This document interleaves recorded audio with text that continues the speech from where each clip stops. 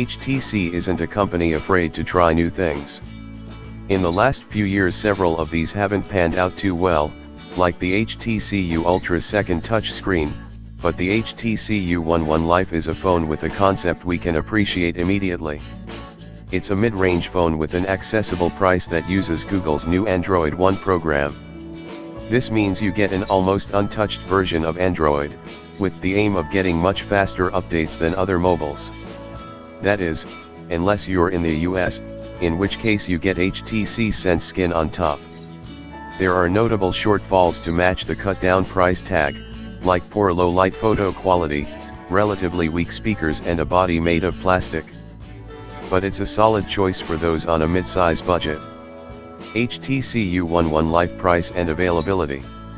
The HTC U11 Life costs $349/$349, around $460, half the price of top-end alternatives and a lot less than the full-fat HTC U11.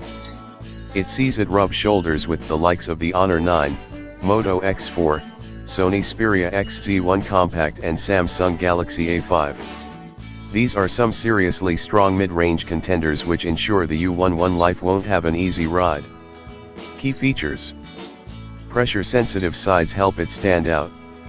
Smart compromises other than the battery. There are two main ways to view the HTC U11 Life. It's a much cheaper alternative to the original HTC U11 that gets you a roughly similar experience, with some parts cut down to lower costs. It's also an Android One phone in most regions, meaning it uses the standard Android interface, making it a little like a Google Pixel phone not made by Google. Core elements it inherits from its bigger, more expensive brother include a shiny, curved rear, and pressure-sensitive sides that enable gestures not seen in other phones. This is HTC's attempt to stand out. It may not change how you use a phone, but HTC has made it customizable enough to let you dig deep and make the feature your own. Cost compromises are, for the most part, not too glaring. The screen is 1080p rather than ultra-high resolution, and the HTC U11 Life's chipset is a mid-range Snapdragon 630 rather than a top-tier chipset. Major improvement in the graphics chip means it performs well in real life, though. As is common among mid-range phones, the camera can't quite compete with the best in all situations.